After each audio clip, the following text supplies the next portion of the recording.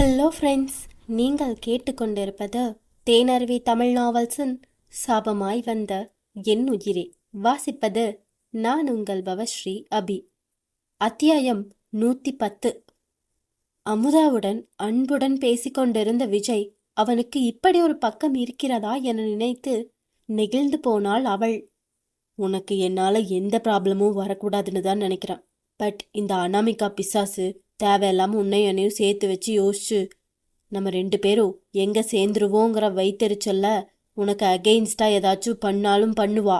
So நான் அவளை டோட்டலாக ஆஃப் பண்ணுற வரைக்கும் கொஞ்ச நாளைக்கு கேர்ஃபுல்லாக இரு. எங்கேயும் தனியாக போகாத. ஏற்கனவே உனக்கு பாதுகாப்புக்கு ஆளுங்க இருக்காங்கன்னு சொன்னல, நான் இன்னும் ப்ரொடெக்ஷன் இன்க்ரீஸ் பண்ணுறேன். என்னை பற்றி யாராவது உங்ககிட்ட ஏதாவது கேட்டா உனக்கு எதுவும் தெரியாது, நீயும் நானும் அதிகமாக எதுவும் பேசிக்கிட்டது கூட இல்லைன்னு சொல்லிடு. அனாமிகாவை நான் பார்த்துக்கிறேன். நீ எதை பற்றியும் யோசிச்சு கவலைப்பட வேண்டிய அவசியம் இல்லை. என்று அக்கறையுடன் சொன்னான். ஓகே சார், எனக்கு புரியுது. நாங்கள் நடந்தது எதையும் வெளியே சொல்ல மாட்டேன். நீங்கள் என்னை தைரியமாக நம்பலாம் என்று அவனிடம் தயக்கத்துடன் சொன்ன அமுதாவின் மனதில் ஒரு கேள்வி எழுந்தது.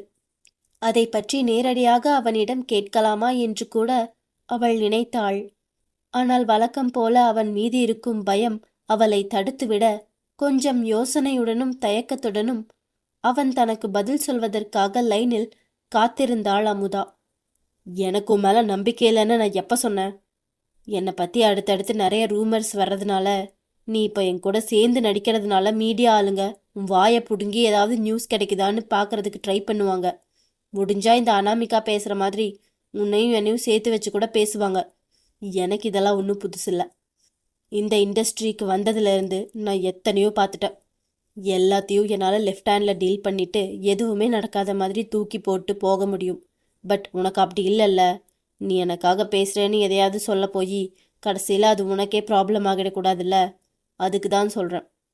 நீ என்னை பற்றி எங்கேயும் வாயை திறக்காமல் இருக்கிறதே நல்லது என்று விஜய் தொடர்ந்து அவளுக்கு ஆதரவாகவே பேச, அந்த தைரியத்தில் கண்டிப்பாக அவன் தன் மீது கோபப்பட மாட்டான் என்ற எண்ணத்தில், ஓகே சார், நான் உங்களை பற்றி பேசலை.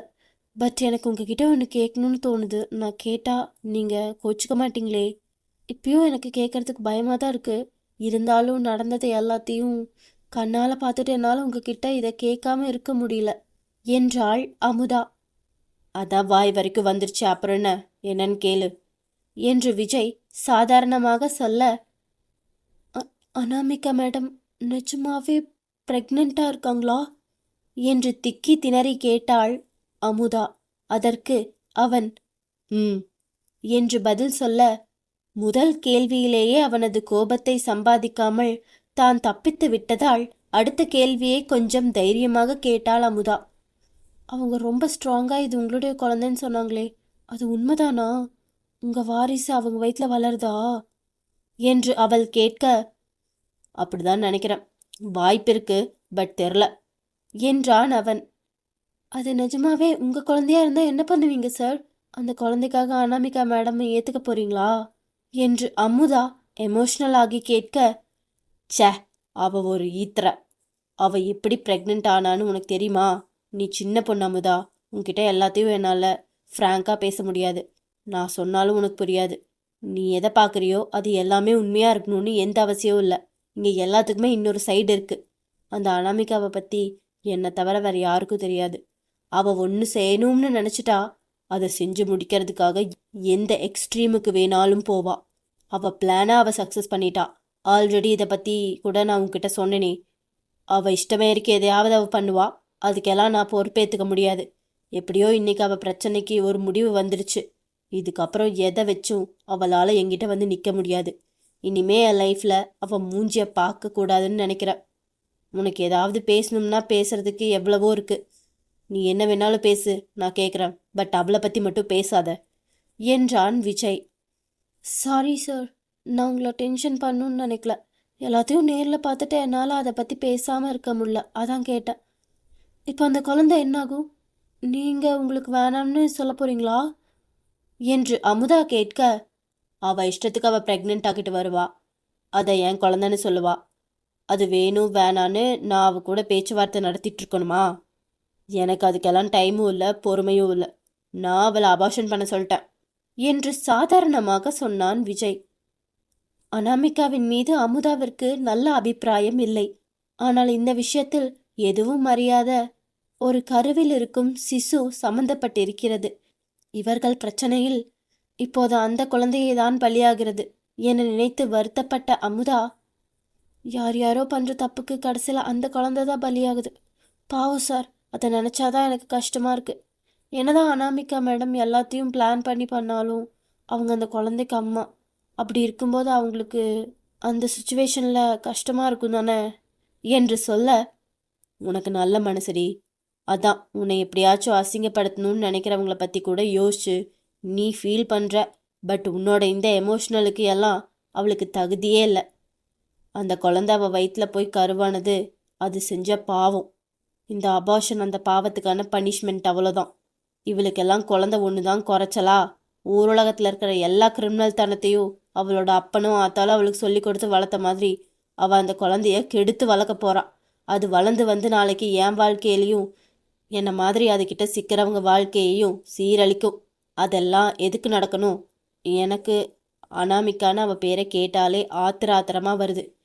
இதுக்கப்புறம் எந்த ரீசனுக்காகவும் அவள் என்கிட்ட மறுபடியும் வர்றதை என்னால் அலோவ் பண்ண முடியாது என்று பொங்கினான் விஜய்.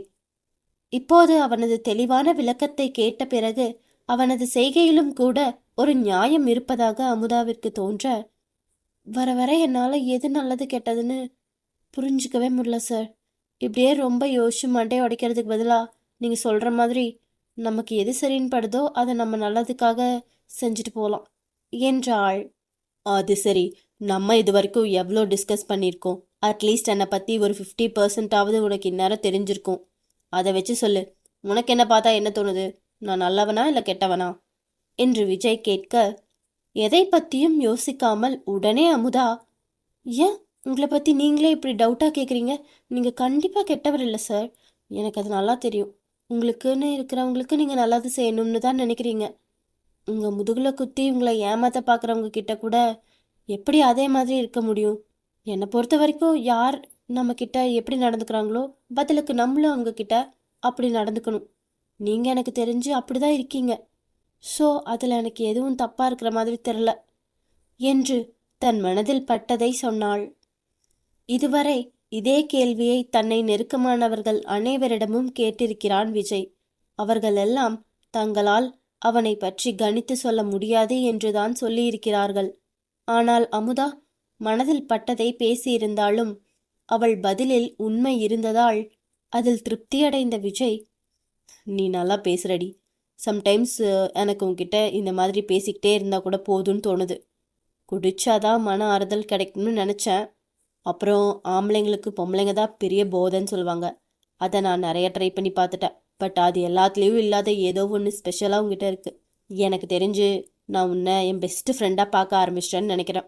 அதான் எதுவாக இருந்தாலும் என் மனசில் இருக்கிறத அப்படியே உங்ககிட்ட கொட்டணும்னு தோணுது. அப்படி கொட்டி முடிச்சாதான் நிம்மதியாகவே இருக்கு என்று சொல்லிவிட்டு லேசாக சிரித்தான். காதல் மலரும்.